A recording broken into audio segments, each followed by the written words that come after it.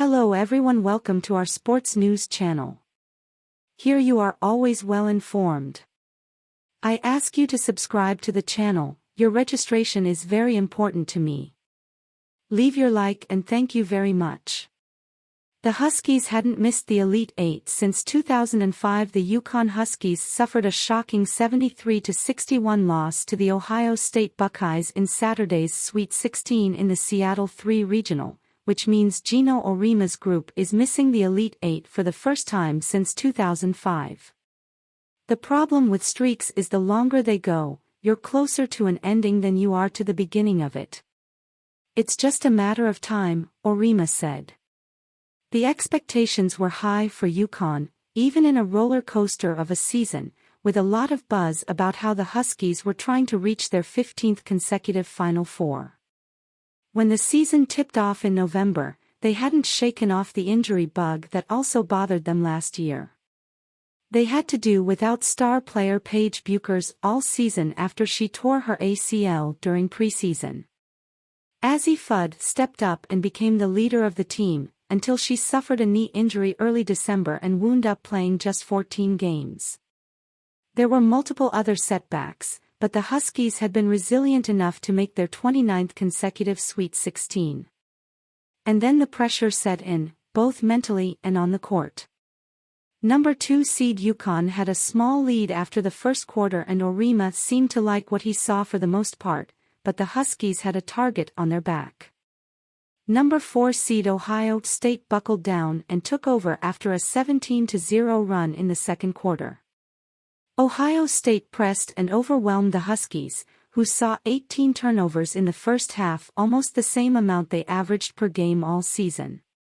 They found themselves down by double digits at halftime, 54-44, for just the sixth time in NCAA Tournament history. Although the Huskies had a few moments that looked like a potential comeback, Ohio State closed the door in the final minutes. Unfortunately for us, after we got off to a great start and I thought we were in pretty good shape, I think Ohio State just outplayed us and took us out of a bunch of stuff that we want to do. Again, it's unfortunate that we chose tonight to play the way we did, but I think Ohio State had so much to do with that, Orima said. I thought Kevin's team was really, really good and really well prepared.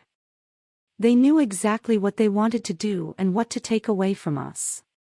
We lost our balance and we lost our equilibrium a little bit and I don't think we ever got it back. It wasn't a lack of effort, as Yukon outshot Ohio State 45.3% to 38.3% from the field and won the rebounding battle 38-34. 3 Huskies finished in double-figure scoring. Lou Lopez-Senecal registered 25 points on 9 of 13 shooting, including 4 three-pointers, even after the senior forward suffered a knee injury in the second quarter and had to leave the court, in visible pain, for a few minutes. I think that I realized that I could potentially just have 20 more minutes in my college career, and so I just tried to push through and come back and not really think about it. And it became more of a mental part, to just get over it and try to do the best I can, Senecal said. However, the Buckeyes played confidently and were not going to give Yukon a chance. They are one of the top 10 teams in scoring offense nationally, and they showed that strength with 4 players scoring at least 9 points. Cody McMahon stepped up with 23 points, while J.C. Sheldon, who missed most of the season due to injury, once again showed up big and contributed with 17 points. Orima said the NCAA tournament does incredible things to people, and it's such a big stage that it can lead to unexpected results, whether it's positive or negative.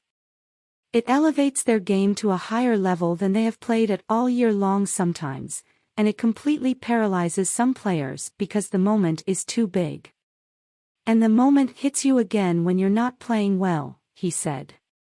Even though the Huskies did not end the season in the way they wanted to, Orima still took time to point out that what Yukon has accomplished while becoming one of the biggest dynasties in college basketball can't be taken lightly. It's an impossibility to do what we have done already. What's the next highest streak, 9 or something like that, regionals in a row? There's a big difference between 9 and 29, right? Orima said. And you take that in stride and you say, yeah, it was great while it lasted, and it's a credit to all the players that we had and all the times that you have to perform really, really well at this level. As UConn's streak ends, the Buckeyes snapped one of their own. They started the season in a promising way with a 19-0 record, and now they are heading to their first Elite Eight since 1993.